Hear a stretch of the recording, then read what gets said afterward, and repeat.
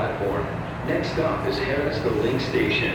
Please allow passengers to exit before boarding. Non mais c'est pas possible, c'est quoi ça encore? Bonjour, regardez un petit peu, regardez, IMAX Enhanced. On va parler de ça dans ce vidéoblog parce que ça débarque chez Onkyo, Sony avec la Paramount et tout le tremblement. Et croyez-moi, vous n'allez pas être déçus du voyage, vous allez vous dire non mais allez, let's go.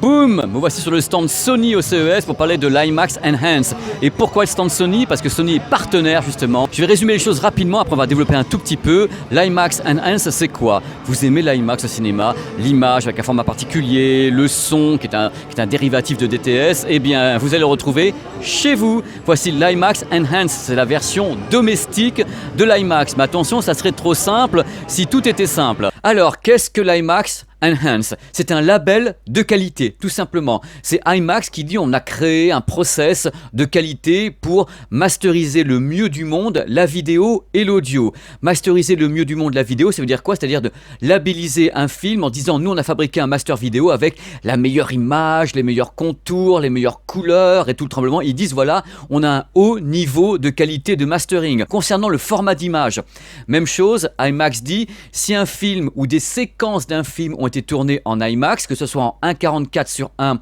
ou au format 1,90:1, ça sera respecté à l'écran. C'est-à-dire que par moment, vous aurez en effet des images qui n'ont pas de barre noire ou d'autres qui auront des barres noires suivant ce qui a été fait pendant le tournage. Concernant l'audio, c'est tout simplement un label de qualité pour le DTS-X. Il n'y a que le DTS-X qui est concerné et pas le Dolby Atmos. Étant donné que IMAX Enhanced n'est rien d'autre qu'un label de qualité, quand il travaille le master audio-vidéo pour une sortie Blu-ray disc ou pour Netflix ou pour n'importe quoi, eh bien ils utilisent les systèmes classiques, HDR10, 10+, peut-être Dolby Vision à venir, le DTS-X pour le son. Je rappelle un truc important, donc si demain matin vous achetez un Blu-ray disc marqué IMAX Enhanced et si vous n'avez aucun matériel qui est labellisé IMAX Enhanced, il n'y aura aucun problème, vous verrez l'image et vous entendrez le son. Par contre, côté audio, il est vrai que IMAX a annoncé un petit traitement particulier qu'on pourra retrouver uniquement sur les matériels labellisés IMAX Enhanced. Si vous n'avez pas de matériel, donc pas d'ampli ou de barre de son IMAX Enhanced, vous aurez dans ce cas-là le son DTS et DTS-X classique, sans le petit bonus.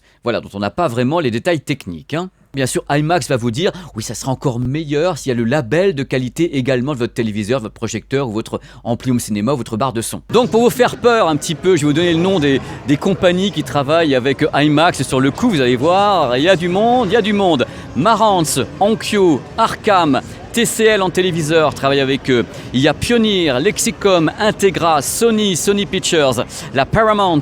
La Paramount est un des plus gros promoteurs de l'IMAX. Pour résumer, on en arrive à ce qui existe depuis quelques années dans l'industrie, c'est-à-dire le label de qualité THX. Le label THX est une certification avec bien sûr une norme de qualité dans la production des masters, vidéo et audio et des matériels labellisés derrière. Sachez que dans peu de temps vont débarquer en effet des téléviseurs qui seront labellisés IMAX Enhanced, donc c'est un label de qualité, ainsi que des vidéoprojecteurs. Il y aura également des amplis home cinéma, des préamplis, des amplis, ainsi que des enceintes. À ma connaissance, l'un des premiers amplis home cinéma qui est certifié avec le label de qualité IMAX Enhanced est un modèle Denon qui s'appelle le 8500, qui a été présenté à Paris. Pendant que j'étais au Paris Audio Video Show, ou bien pendant que j'étais au CES de Las Vegas, j'ai assisté à des démonstrations IMAX Enhanced, avec des téléviseurs, avec des vidéoprojecteurs et des systèmes audio. Il est vrai, c'est très très impressionnant, mais rien ne me prouvait que c'était meilleur qu'un système classique qui n'est pas IMAX Enhanced, qu'il soit en Dolby Atmos ou bien Dolby Vision et autres. Donc pour le moment, c'est comme ce que je disais avec le THX, c'est un label de qualité, il y a quelque chose de très très commercial derrière tout ça, donc l'avenir dira, ce n'est que le début, les premiers produits. Moi pour le moment, je considère que c'est totalement optionnel. Mais attention, c'est pas tout, c'est pas fini, vous savez pas fini. Regardez un petit peu, regardez là. Netflix, eh bien il y a la même chose chez Sony Bravia, le nouveau téléviseur, le Netflix Calibrated. C'est tout simple, quand Netflix met en ligne une série télé, avant de la mettre en ligne, il y a une calibration du niveau de noir, les couleurs, le contraste, tout ça. Et en fin de compte, le mode Netflix Calibrated sur les téléviseurs Bravia permet de retrouver exactement ce qui a été fait au mastering. Dans tous les cas, c'est de la promesse. Moi, je sais pas, j'ai pas vérifié.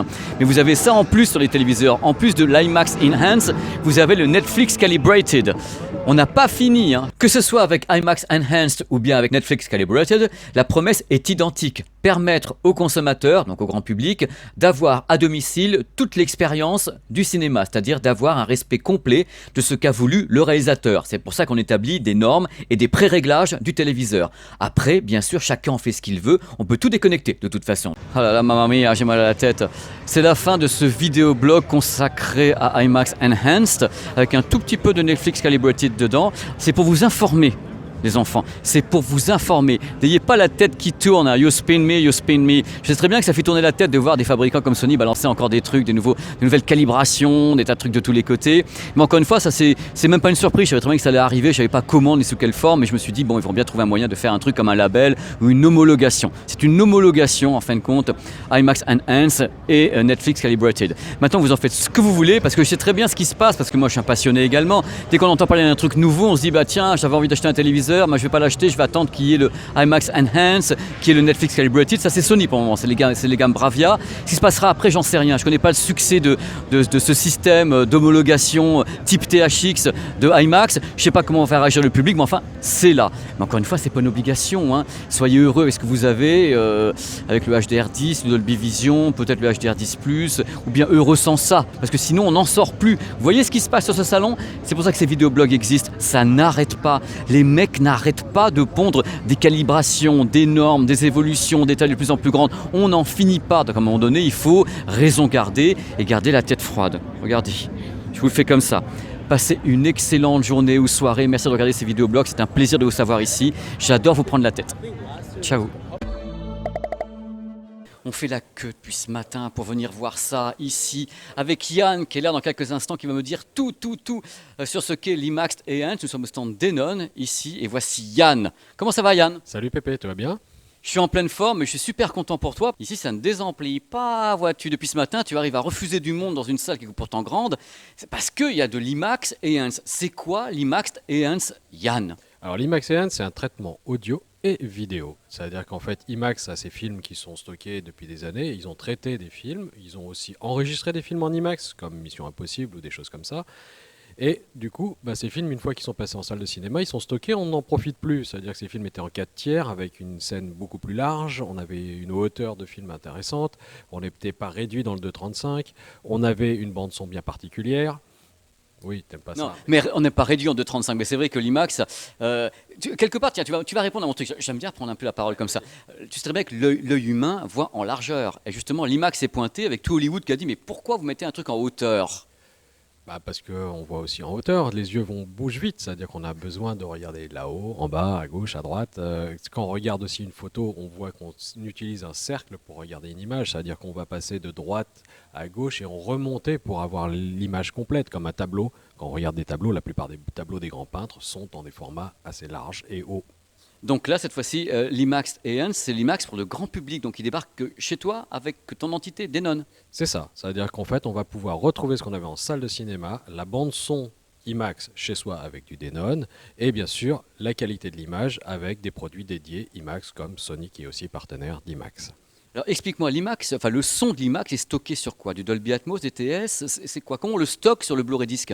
Sur du DTS, ça veut dire qu'en fait IMAX va retravailler ça sur du DTS, va l'intégrer puisqu'ils ont leur propre codage, ils ont leur propre traitement audio et en fait ça va utiliser les pistes DTS pour pouvoir les rediffuser dans une installation DTS X standard. Donc cette IMAX Enhanced est donc exclusif à Denon pour le moment, ou est-ce que c'est quelque chose qui vont, on est entre nous, hein, qui vont lancer un peu partout, mais pour le moment vous êtes les premiers, c'est ça? On est les premiers. Après, il n'y a pas d'exclusivité à ce jour, donc on est les premiers. D'accord. Mais dans tous les cas, est-ce que tu penses pas, je vais encore poser une question que j'ai déjà posée dans une autre vidéo, il y a le DTS, DTS X, Dolby True HD, il y a le Dolby Atmos, on rajoute encore un truc par-dessus. Est-ce que vraiment tous les gens qui étaient ici t'ont dit c'est totalement différent de l'Atmos, ou malgré tout ça reste impressionnant, mais bon, ça reste un son de plus qui va de tous les côtés? C'est impressionnant, c'est-à-dire que la gestion des basses est vraiment très très belle. On a vraiment des basses qui sont pleines, précises, dynamiques, sans saturation. On a aussi un placement qui marche très très bien avec le décodeur DTSX, puisque le DTSX en fait partie. Donc on a vraiment quelque chose d'un peu nouveau. On a un son très plein, très chargé, très charnu, qui est très agréable. Après, bien sûr, j'ai pas essayé beaucoup de films, hein, j'en ai essayé que 2, donc je peux pas vous dire beaucoup plus, mais déjà c'est très impressionnant. Est-ce que vous comptez, vous, en tant que Denon, introduire ça sur une grande majorité de la gamme ou ça restera pour les modèles élitistes, entre guillemets, haut de gamme? Pour le moment, on a besoin de ressources processeurs assez élevées, puisqu'en fait, on va utiliser le DTS qui va replacer ça comme des objets. Il faut encore des processeurs assez puissants, malheureusement, donc ça commencera à partir des séries 4005 pour cette année. Et dans les installations que tu as fait, je sais que tu as bossé toute la nuit pour faire l'installation ici au nombre de haut-parleurs. Il y a combien de haut-parleurs? Tu dis ça parce que j'ai des cernes. Non, c'est pas vrai, t'as pas de cerne, t'en as autant que moi. Bon, allez, hop, voilà, c'était la pastille. Voilà. Oui, bah là j'ai 11 enceintes, j'ai 4 enceintes hauteurs, tout ça en définitive technologie avec des enceintes bipolaires à l'avant, des enceintes, une enceinte centrale avec un caisson de basse intégré, j'ai 4 caissons de basse et j'ai 7 enceintes au sol. Donc, Et l'ampli que tu utilises, Yann, c'est lequel de chez toi? c'est 8500H, comme d'hab. Comme d'hab, le 8500 qui a juste 2 canaux, qu'on a 13 points. 13 points. C'est du délire. Merci Yann, dans tous les cas, c'est génial parce que les gens sont sortis, j'étais là tout à l'heure à la sortie, ils sont ravis. Ils ont dit, bah voilà, c'est du délire, ça pète de partout. C'est quel film que tu utilises déjà? Alors là on utilise 3 films, on utilise Baby Driver en intro, on va continuer avec Ready Player One et on a une petite démo IMAX à la fin avec le décollage de la fusée Discovery. Qu'on peut voir là derrière toi, justement, qui est juste à l'écran. Eh bien, nous voilà bien. Merci Yann. Voilà, c'est une expérience incroyable. En plus, regardez un petit peu au-dessus de ma tête. Chez moi, on va voir les enceintes.